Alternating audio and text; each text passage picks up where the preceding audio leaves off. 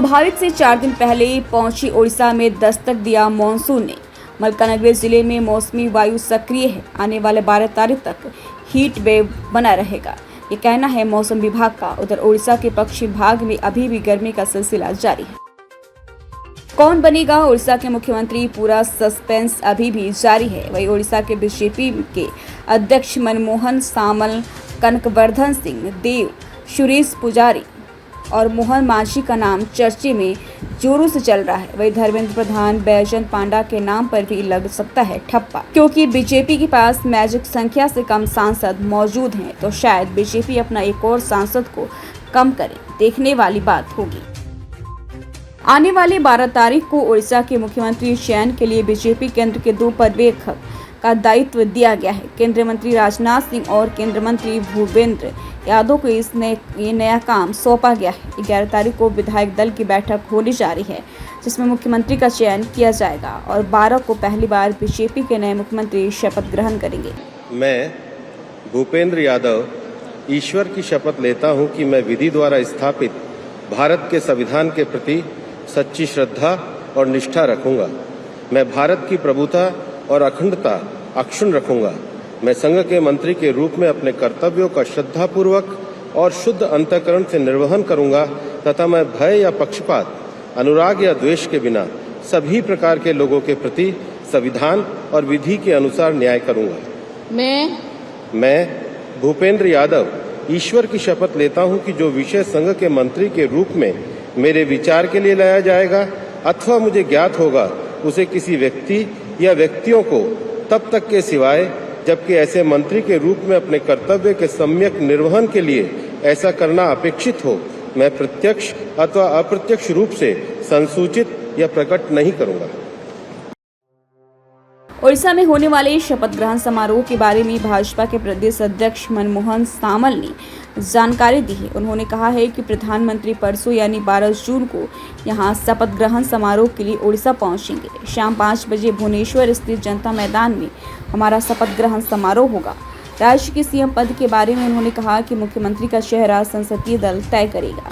भाजपा में कोई रेस में नहीं है। ओडिशा के नए मुख्यमंत्री के चयन के लिए मंगलवार को भाजपा विधायक दल की बैठक होगी। भाजपा ने 147 संसदीय ओडिशा विधानसभा में 78 सीट जीतकर बहुमत हासिल किया है। भुवनेश्वर में दक्षिण पश्चिम मानसून सामान्य से पहले ओडिशा में आ गया है, लेकिन राज्य में इसके आगे बढ़ने की गति धीमी की संभावना है, क्योंकि बंगाल की खाड़ी के ऊपर कोई महत्वपूर्ण मौसम प्रणाली नहीं है जो इसकी प्रगति को बढ़ा सके। बंगाल की खाड़ी शाखा में मानसून की धारा भी कमजोर पड़ गई है। भुवनेश्वर मौसम विभाग केंद्र के निदेशक मनोरमा मोहंती ने कहा है कि अगले 5 दिनों में मानसून के आगे बढ़ने की स्थिति अनुकूल नहीं है। हालांकि कोई महत्वपूर्ण वर्षा गतिविधि नहीं हुई है, लेकिन आंतरिक ओडिशा के कुछ हिस्सों में लू की स्थिति बनी हुई है। प्रधानमंत्री नरेंद्र मोदी की कैबिनेट के शपथ ग्रहण के बाद से ही मंत्रालयों के बंटवारे को लेकर लगातार चर्चाएं हो रही हैं। इस बीच सूत्रों के हवाले से खबर सामने आई है कि मोदी 3.0 कैबिनेट के मंत्रियों को पोर्टफोलियो का बंटवारा सोमवार यानी 10 जून को हो सकता है।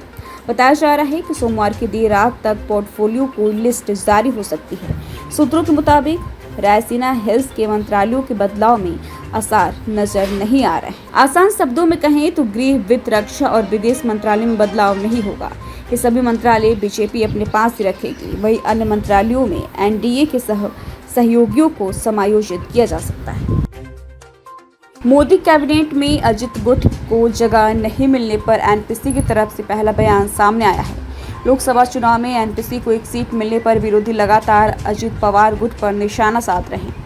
आज एनसीपी स्थापना दिवस पर सुनील तटकरे ने इन्हीं सब आरोपों का खुलकर जवाब दिया है। सुनील तटकरे ने कहा है कि कल के कार्यक्रम में अजित दादा पहली पंक्ति में बैठे थे, लेकिन कुछ लोगों को ये अच्छा नहीं लग रहा था। वो कह रहे हैं कि बीजेपी हमारी कीमत नहीं करती। कल सभी ने देखा कि हमारी पार्टी का क्या महत्व है। प्रधानमंत्री नरेंद्र मोदी की लगातार तीसरी बार देश की कमान संभालने पर देश के तमाम जगहों पर जश्न मनाया जा रहा है।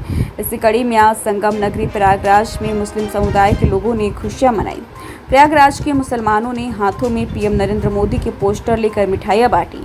एक दूसरे से गले मिलकर मुबारकबाद दी और शरबत के जरिए लोगों का मुंह मीठा कराया। मुस्लिम समुदाय के लोगों ने इस मौके पर पीएम मोदी के लिए खास गीत भी गाया।